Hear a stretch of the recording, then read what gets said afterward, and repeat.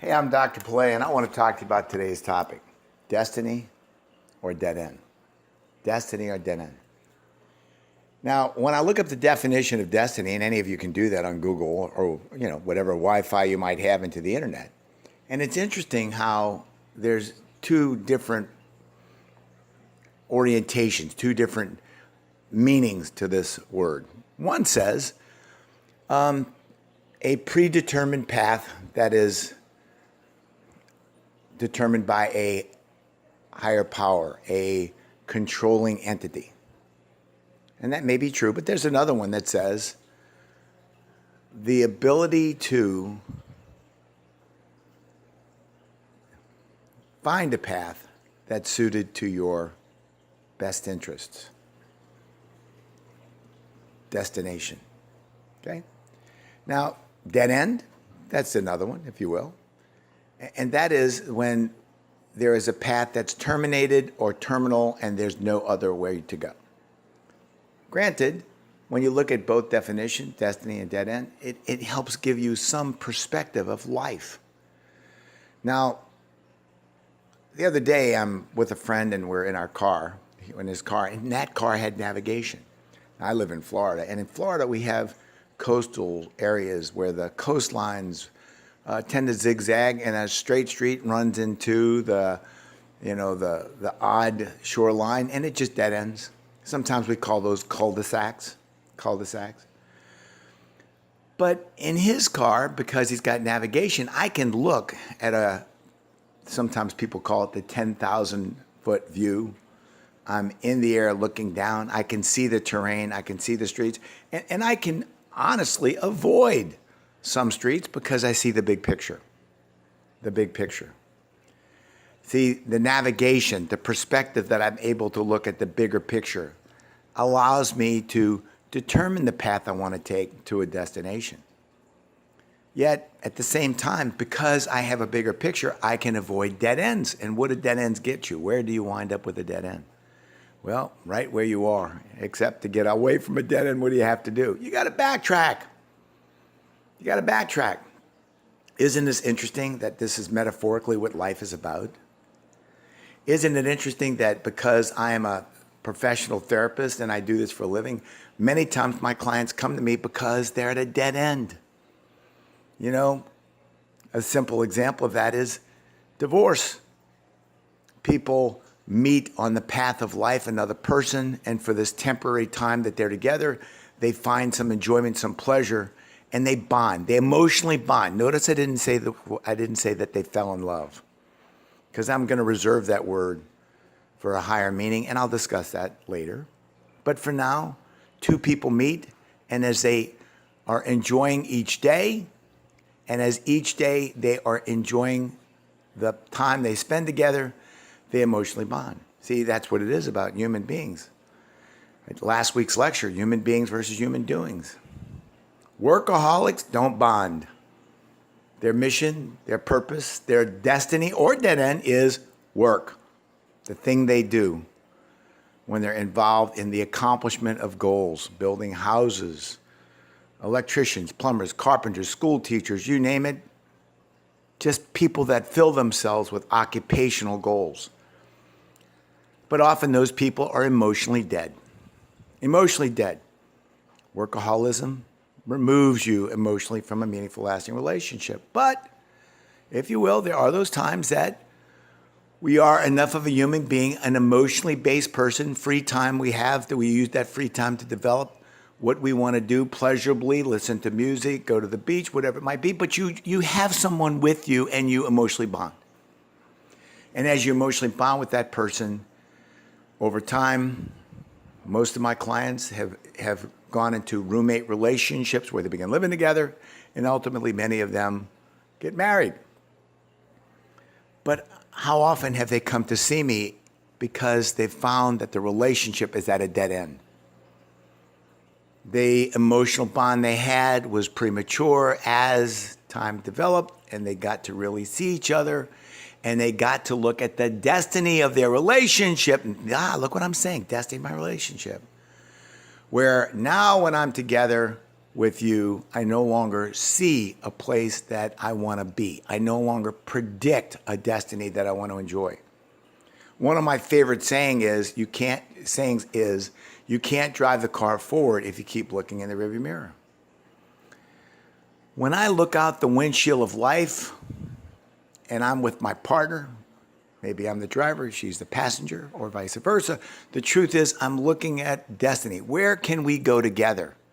And just like you get in your car to enjoy a vacation, to enjoy some wonderful event because there is something in the future, something tomorrow, something today, and you're driving in your automobile to look forward to that expression.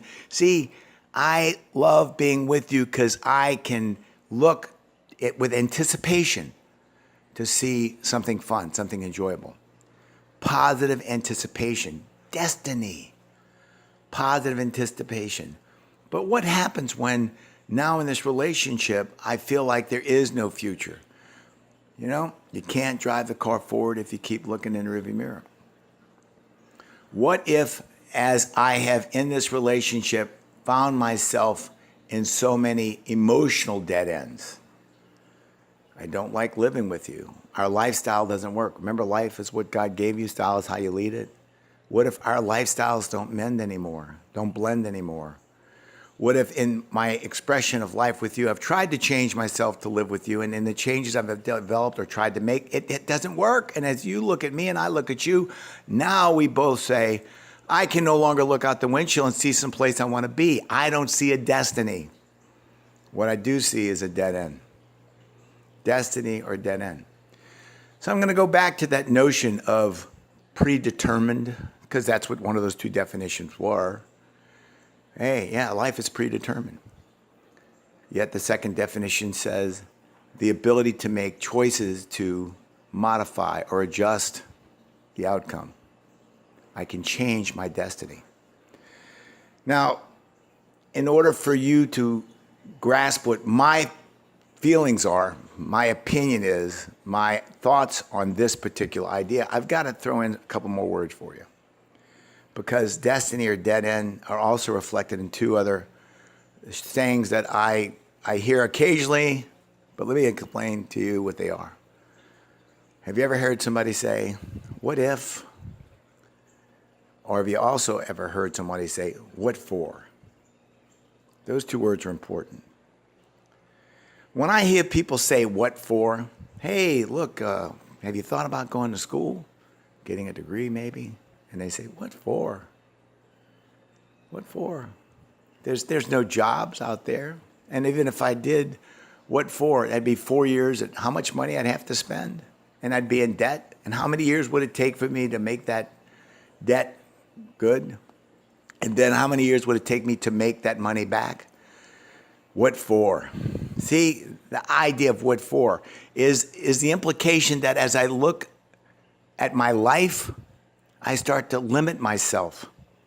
I start to no longer have that 5,000-foot view of my own life. I see cul-de-sacs everywhere. I see dead ends everywhere. Because when I say what for, I buy into that negative energy. Negative mental energy, NME. Enemy. See, that's the enemy. That's the enemy of having an idea that life is a dead end, that life is predetermined, that I have no control.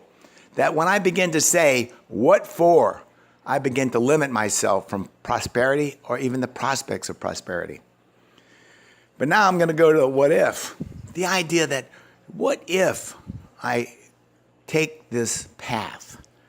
What if I, in my heart, believe that positive mental energy, that positive anticipation is a magnet? It is something that's inspirational. It is something that's motivational. It is something greater than I am. What if I say to myself those terms enough that I believe in synergism, that I believe that synergism is true? Positive mental energy, synergism. What if? And if it's true, and if this idea that I'm telling you about what if, that you can in fact make choices to change your destiny, to make it better, to improve it, What if I would offer to you the suggestion that as you invest in positive mental energy, you become magnetized. You attract others that are positive. And by attracting others that are positive, you attract to yourself outcomes, possibilities that you'll never get if you say, what for? Positive mental energy. What if? Negative mental energy. The enemy. What for? Destiny or dead end. You got to make that choice. If you get up tomorrow morning and you allow yourself to say, what for? Yep, that's the enemy. You're at the dead end. You truly will go exactly where you think you'll go, which is, of course, limited by your own way of thought, your own thought processes.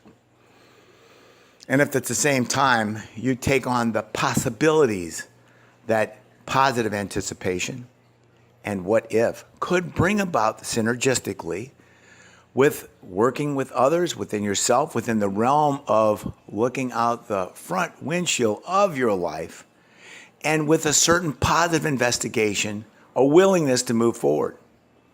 Now, I've seen a lot of people over the years that have turned disaster to success. And I'm talking about relationships. Because as I said, it's quite possible that you began this journey with someone that gave you positive mental energy.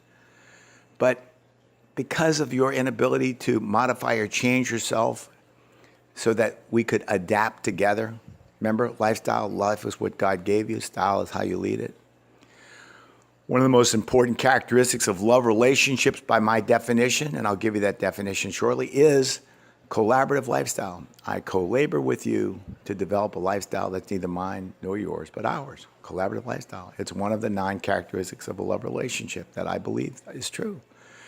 But I'm also going to give you my definition of love, if you will. Love is a process, not a destination.